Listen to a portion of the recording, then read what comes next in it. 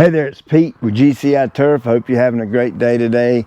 I want to welcome you out here to my home, and I've got a little landscape project going on. I want to show you.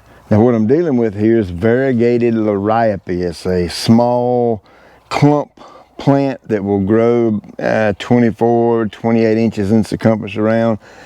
And when they bloom out and grow out in the summer, they may get 12, 18 inches high at the most. So it's low, compact, low maintenance, super low maintenance. You basically cut them back once a year is really all you do to them. And other than that, you just let them go.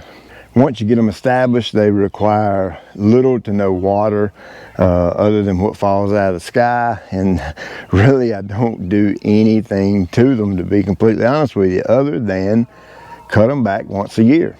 Now, one of the really cool things about them is when they get big and mature, you can actually dig them up, you can chop them up into smaller pieces and transplant them. And that's kind of what I'm doing today. At my office, I've got a landscape project I'm getting ready to start, and I need some border plants. And you know, I could go to the nursery and buy them, but why buy them when I've got them right here?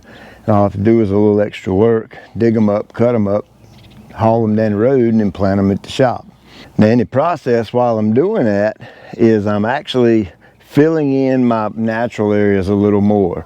I started off with one row that kind of goes around this bed right here. And once I dug them up, cut them up, and that kind of thing, then I created a second row behind it. So I'm kind of filling in some naked areas right here. Now once I got the holes dug and got everything planted, I went back with some green pop and just lightly watered each one of them with that. I think I put about 4 ounces to 2 gallons of water. Gave each one of them a good drink of that, and I'll probably water them 2 or 3 more times in the next 2 or 3 weeks, and just to really give them some water to get them going. But after that, I won't be doing anything to them. It's a super cool border plant, low maintenance, hardly any work to them at all. They look good. That green and white variegation look is pretty.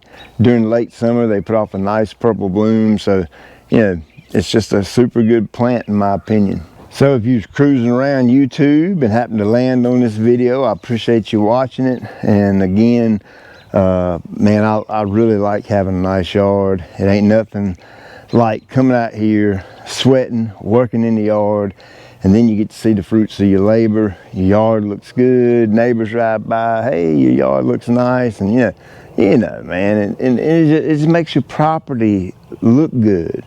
And yeah, we focus on the turf. That's what I spend the majority of my time doing, is showing folks how to have nice grass, lush and thick green, fescue. We got bluegrass, I got Bermuda grass at the shops. But it's not all about the grass now. Don't get me wrong, I like the turf. I really, really do. It's #1 in my book. But you want everything else to look good too. So that's kind of why I show some of these other videos out here and things I do in the yard. And one of the reasons that made me go into this landscape project right here is, again, I needed plants for the office, and 2, I'm making my beds here a little bit bigger. So that means I'm gonna have a little bit more space, and I'm just trying to, you know, fill in a gap here and there. So that's why I'm doing a little transplanting around the house. So hey, I appreciate you taking time out of your day. You can see it's about dark, it's about supper 30. So I'm gonna go on in here and eat, and I'll check you later.